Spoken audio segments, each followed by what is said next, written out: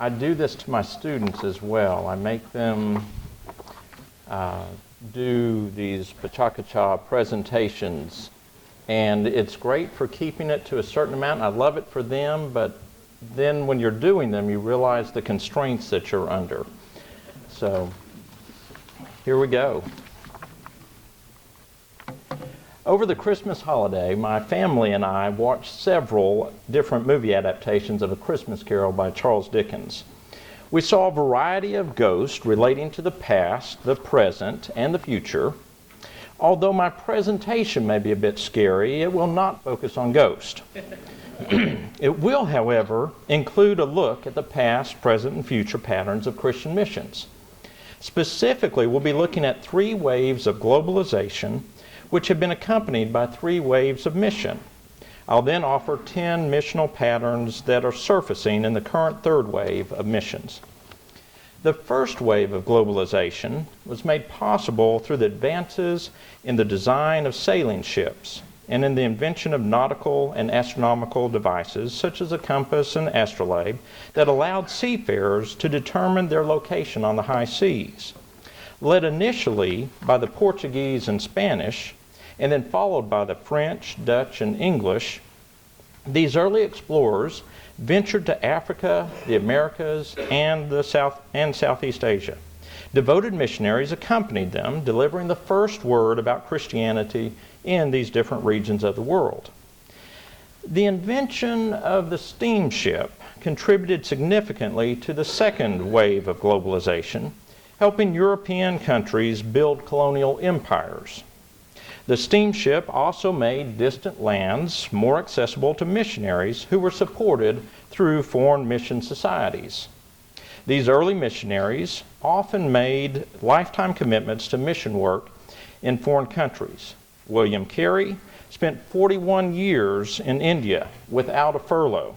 Lottie Moon spent 40 years in China. And let us not forget about Lot Carey, a former slave who dedicated the last third of his life to mission work in Liberia.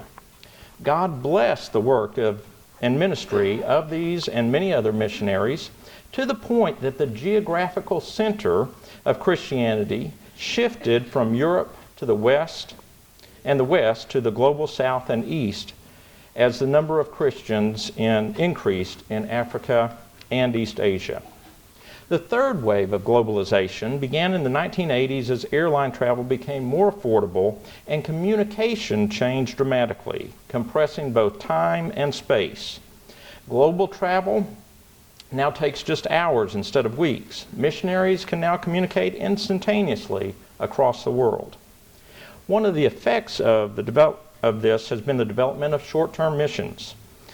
In 1965, only 540 U.S. Christians participated in international mission trips. But by 1998, this had increased to 450,000 and now stands at about 2 million. Now my 10 predictions. First, an easy one. We will see more denominational mission board restructuring. This is already happening. The International Mission Board in particular is currently reducing its number of long-term missionaries by about 700.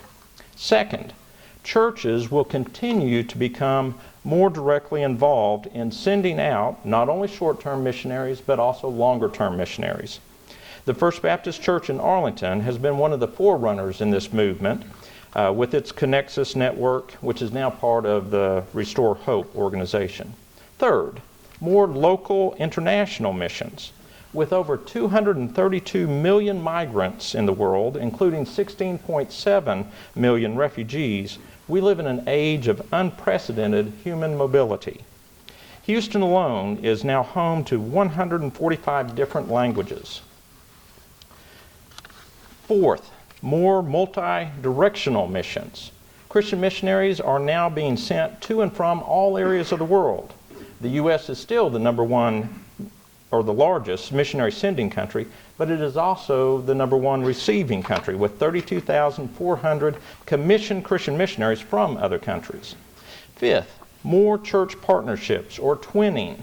Rather than going on mission trips to a different location each year, church leaders are beginning to realize that long-term effects require long-term relationships, such as my church with its 12-year partnership with a church in Brazil.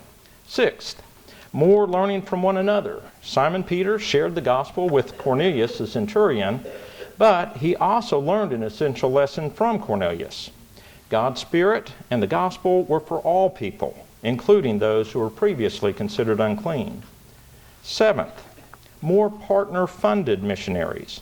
Two of our former students, Andrew and Mary Ava Phillips, are serving as long-term missionaries in Manchester, England. Like many others today, they raise their own support by partnering with churches and individual Christians. Eighth, more tent maker missionaries. There is a limit to the number of long-term missionaries that mission boards, churches, and individual Christians can financially support. And for this reason, more of these devoted Christians will go out, like the Apostle Paul, as tent maker missionaries. Ninth, more nonprofit mission organizations will be established to meet specific needs. These two former students founded a nonprofit organization which works with a Christian orphanage in Ghana to ensure that the orphans receive nutritional meals and education, medical care, and leadership development. And 10th, more use of technology as Christians utilize the latest technological resources to facilitate mission endeavors. Since its beginning in 2004, Global Media Outreach reports that it has had 1.5 billion gospel visits, 163 million decisions, and 105 million discipleship visits. Now, giving more to international missions is not a trend. The average churches of all stripes is 2 cents out of every dollar.